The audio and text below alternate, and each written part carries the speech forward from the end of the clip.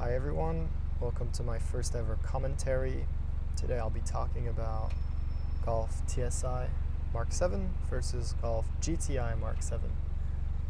Obviously we all know that the GTI is more powerful, looks better, and has a lot more features, better DSG and things like that, but I'm here to convince you that maybe it's not the best option.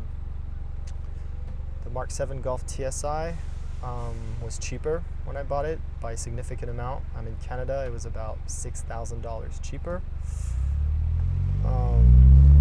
I was also intrigued by the fact that TSI owners were taking better care of their cars than GTI owners, because everybody who had a GTI had a downpipe, a tune, was racing their car, whereas TSI owners were commuters. There were people just driving, trying to put the miles on it, making sure they're up to date on everything. And that was very appealing to me as a buyer about a year and a half ago.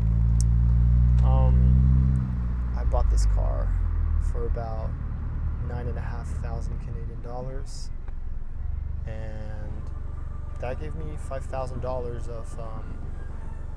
of leg room, whereas if I had bought a GTI to mod this car, which is what I was planning to do to begin with. I've since, put about $5,000 in it, so I could have bought a base GTI instead of buying this TSI and putting mods on it, but I think I'm pretty happy with how this came out, and I think I'd probably do it again. I'm pretty light with this. I did a lot of cosmetic mods, but it's mainly just to make it sound better and drive slightly faster. If I had gotten a GTI and made it a lot faster, I think, you would lose traction constantly and it would just be too much. I think I found a good balance with this car right here.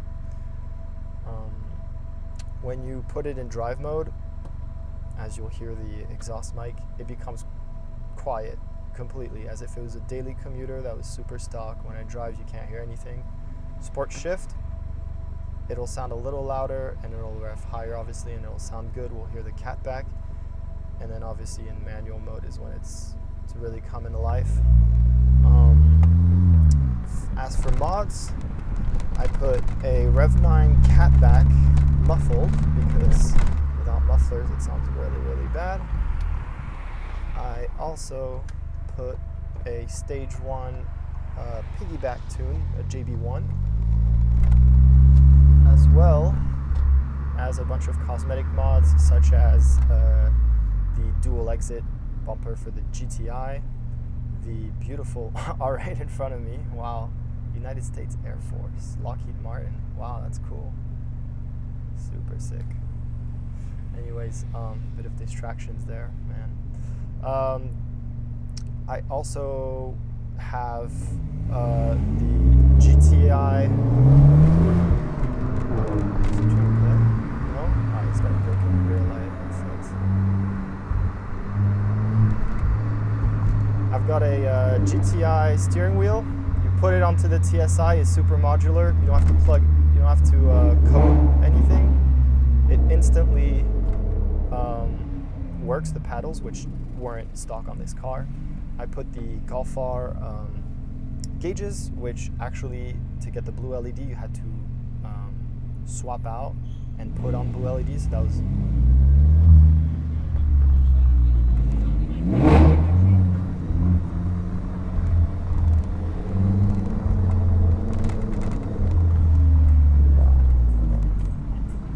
it's getting a lot right now. Loving that. Man, I would love to get an R8 one day. Being really distracted over here.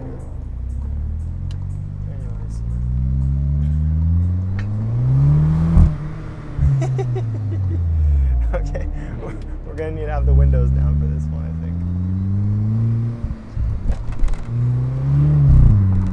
Okay, let me put the windows down and stop getting distracted. So, I also did a horrible job covering this up in like a blue, midnight blue, to try to match the outside paint. I also did the headliner in black, as you can see here. It was a horrible job to do. I don't recommend anyone to try it. I also put these beautiful S4 seats, bargain, $300, but then I had to do a bunch of like finding out which wires go with which, how it plugs in to the, obviously, the systems of the TSI.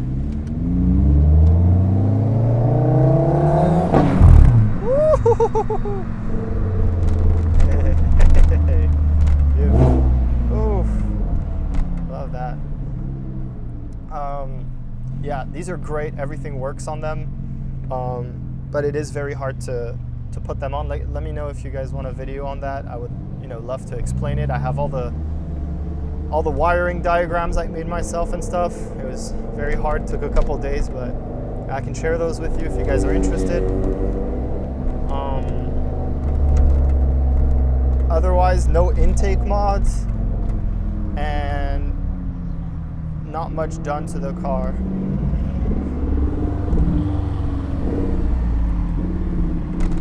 Otherwise, oh, that's a shame he's gone. So much for our first commentary. I have a beautiful R8 coming. Steal the show. Yeah. So anyways, my point stands that you can customize a TSI and put GTI and Golf R parts, even Audi parts on it to make it your own and make it more unique. And buying the slightly cheaper version that's more economic and slightly less expensive gives you quite a bit of money to play around with to mod out your car and make it pretty fun. I think I'd take this over a Golf R. Granted, the Golf R is much faster, but I don't think it sounds better than this. And frankly, I have all the other amenities I'd want from a Golf R, other than the all-wheel drive. But I'm not here for track missile. I'm here for good sounds. I'm here for some, some lightweight fun in moderation to my budget, and some reliability most of all. This car's got 160,000 kilometers. I've been driving it for about 10,000 of those in the first year. That's not much, but I think it's plenty for the fact that I basically race this thing everywhere.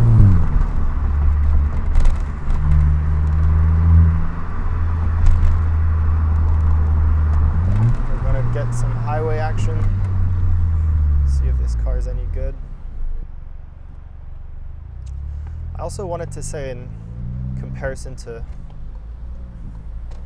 price and cars in the market, I definitely believe that the Golf is probably one of the bargains out there. It's obviously not a bargain in the sense that it's depreciated so much that now it's a bargain, but in the sense that it's got, Audi and BMW performance with a tune for a fraction of the price of an Audi or a Volkswagen. And it's got lots of reliability, cheap parts. Everyone can work on them. It's a simple German, both at home and mechanics. There's mechanics everywhere for this. And I just think it's loads of fun. It's a great first car. This is my first car. It's a great first car in my opinion. I have lots of fun with it. I don't regret, buying a BRZ instead, which was more expensive at the time, or buying something more expensive. I definitely think once I upgrade, if I upgrade in the future, I'll be going for something more beautiful. I don't think a hatchback is the most beautiful. It's definitely practical. I mean, I moved into 2 different apartments with no movers and just this hatchback, so I definitely think it's very practical. But I like coupes, man. Coupes are just so beautiful. This M240i in front of us, it's still a BMW, so it's kind of built like a sedan, but man, it still looks pretty good, and the 2 doors are just so beautiful. Especially that R8 back there.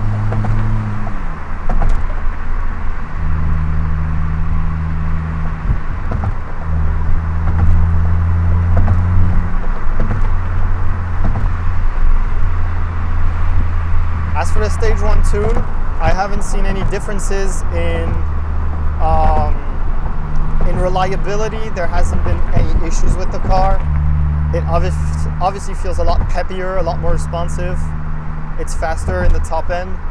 a lot more torque in the lower end. I picked up the module for 150 bucks on Facebook Marketplace. You just plug it in and it instantly works. It's really great. I have nothing to say about it. You don't need to go back to the tuner and take off the tune, make it stock, or worry that they might make a mistake and blow up your turbo or your engine. It's really just plug and play, instant, no issues. I haven't even found a drop in my gas per mileage, other than the fact I drive like a maniac, so I am using more fuel, and the fact that I am prompted to use 91 or 94 for slightly better performance, but that's just me being nitpicky, honestly. It's definitely not necessary. You can still run it on the basic, 84.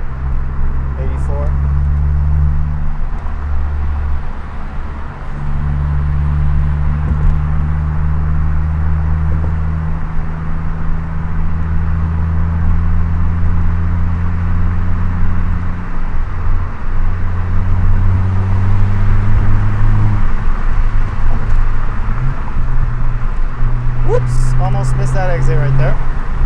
That's a shame. I really like this little stray little bit of road. It's new. They're building it in Montreal here. Goes straight to Verdun from downtown. And it's kind of like, you know, don't quote me on this, it's AI, but it's basically a mini track.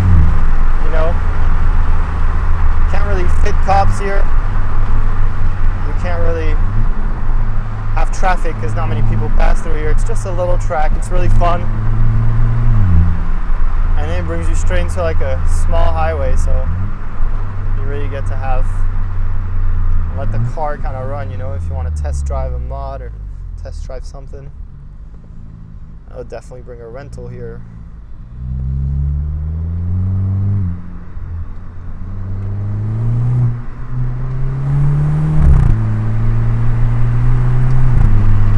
Beautiful sunset. I always love driving during the sunset. It's just like the right lighting, the right temperature.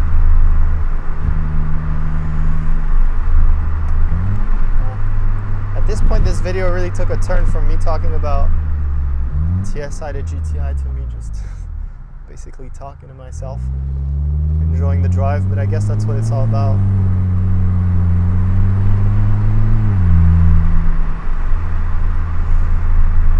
Let me know if you guys enjoy this type of video. I'm trying to make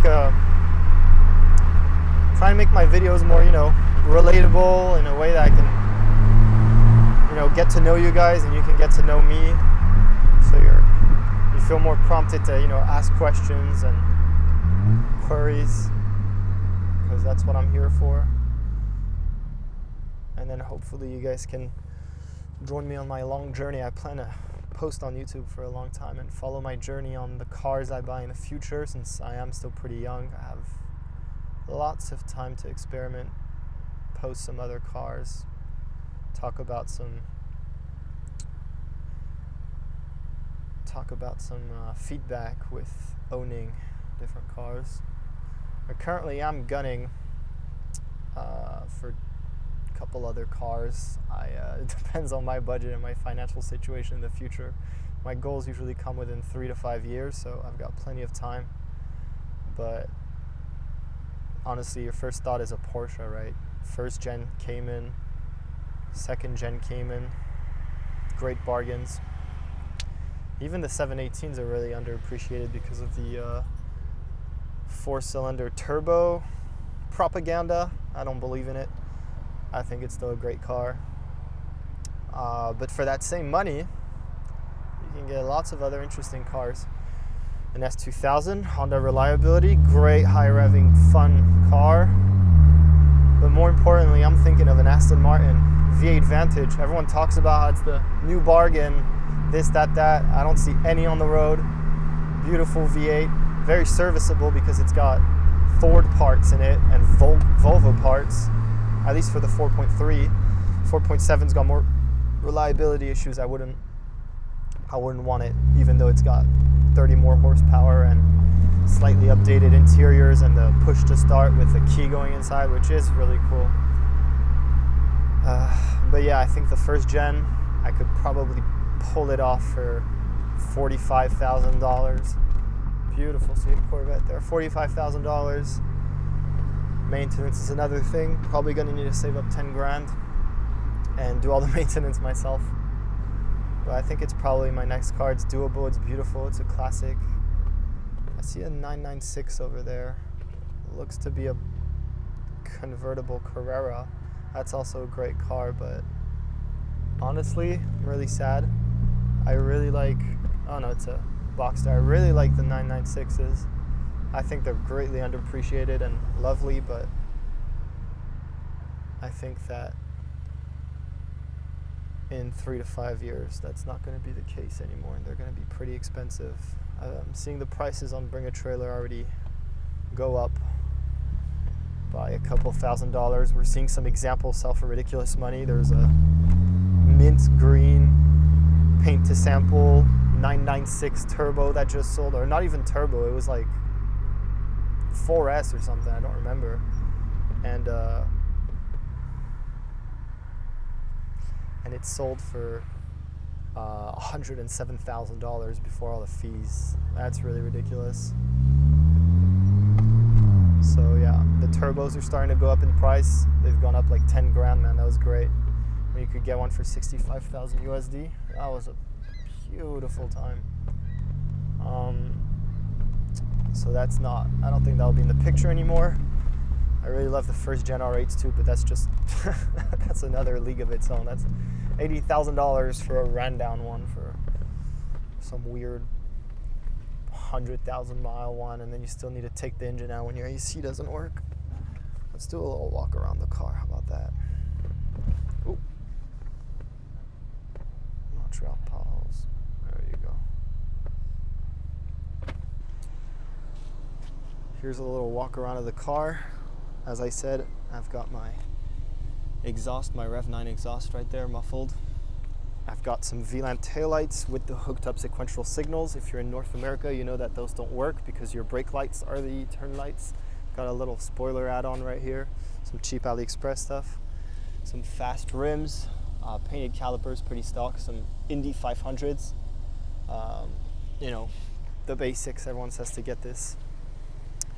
I've also got AliExpress front lip, some random ass grill right there, but I think it looks pretty good from far away. I really wanted a GTI bumper, but I can't get these for under like $600, $800. VLAN tail headlights, obviously. And this is the interior. It's S4.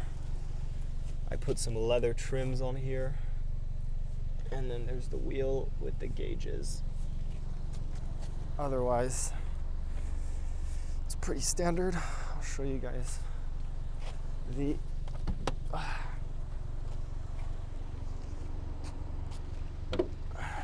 here's the inside of the engine, completely stock.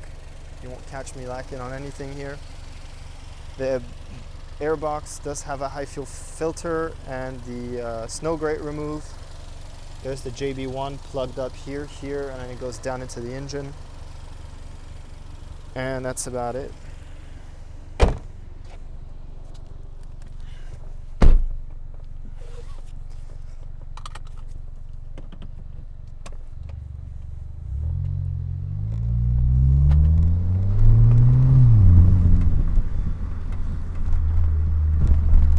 I was thinking maybe I should get some blue steering, not steering wheel, blue,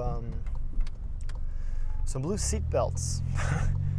I saw one picture of like a royal blue seat belt in a BMW and it looked really good, but I saw some in person. I had a friend who got his on his Golf R and it was absolutely hideous. Not for me at least. Too tacky, way too tacky. Because everything else I did, I got the leather trims in black with little blue stitching, so I was trying to get a little theme going with the car, but I guess that won't be part of it.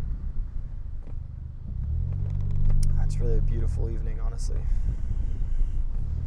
Love driving these roads, even though there's sometimes a lot of cops.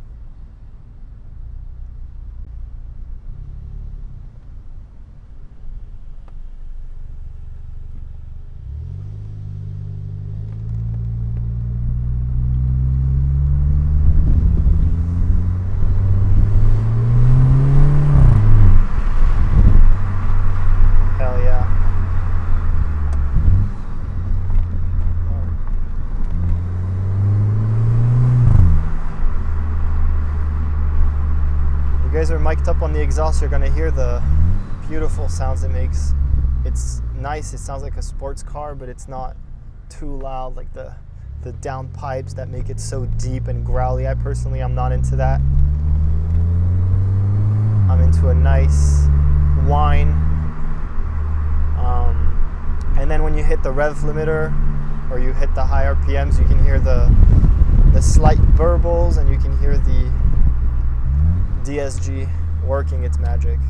Amazing. When I was first looking to get a car, I was not at all thinking of a Golf. I mean, it was in the back of my mind. I knew it was great, the same way you know that a 911 is great. But I was looking for something special. I was looking for something unique, something I could work on, something, you know, something special to make my own. And these just felt like daily commuters you see everywhere. I ended up settling on this because I was very eager to buy a car, did not have the budget for much else. And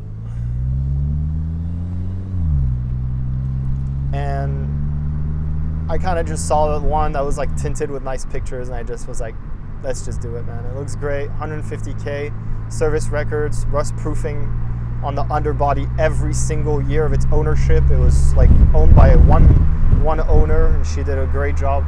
So I was just like, let's do it. And I learned to love this car. I really learned to enjoy what it has to offer, its subtlety, its punch, its usability.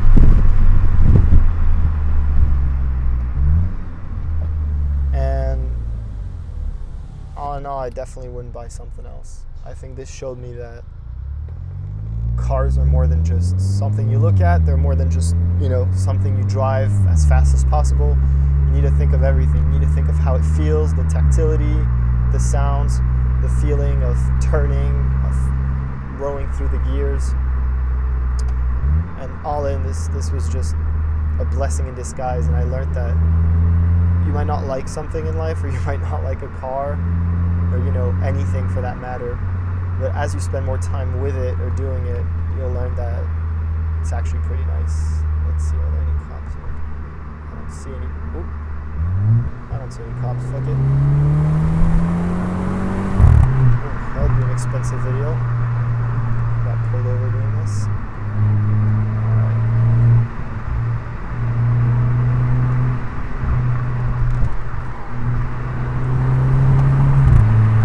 Beautiful. Look at that. Amazing. We're going to get a bit of sound here in the tunnel. I don't even need to lower my window. You guys are mic'd up. Oh yeah. Right here. And that is 5,000 RPM. I'm not even talking. I can go up to 6.5. Beautiful.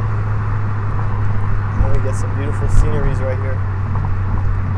There's the water. We're going back into the island. Sunset. Life is good, honestly. It's a blessing to be able to drive every day and have a cool car. Like, I would call this a cool car. I would call this a sports car after what I've done to it. And I really think it's just a blessing being able to just be here, take in the scenery, meet people along the way. Sometimes you'll have little racing moments with people, see some nice cars they'll rev for you. It's just the community. It's just the tactility and the feeling and being immersed. And that's really what I'm trying to get across in my videos, and I'm really struggling. I've been doing POV drives, and I've found a POV that I personally like and that works for me. It's easy, but I really don't think it's getting the point across, and really letting you guys experience what I'm experiencing right now, which is what I've been wanting for so long. I mean, I remember being a kid being like, I can't wait to have my car drive, enjoy, and it's all true. It's even better than what I've expected, honestly. And so now I'm trying to do some commentary, so I can not only share my thoughts on things that I find relevant, because I am honestly a yapper. I talk a lot. I talk a lot about cars. Everyone around me tells me I need to take a break and stop talking about cars, stop thinking about cars, because it's crazy for them. But so I thought that if I did a commentary on my videos, maybe I'd be able to describe the scenery better, bring in some useful information, and just also build a bond with everyone and the viewers. And I think that's very important, because I'm trying to make this a long-term channel for my goals and my growth, and I want to share it all here and document it. So that's ultimately my goal. Working on and trying to figure out in the future. Oh my God. Jesus Christ. But for now, this is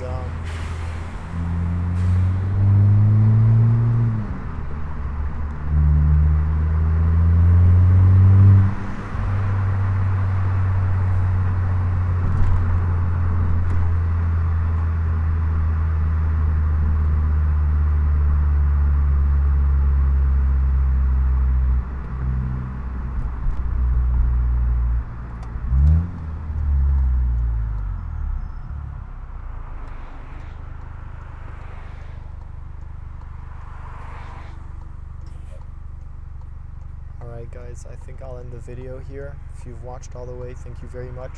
Please drop a comment, like, subscribe, and let me know if there's any way I can improve. Thank you.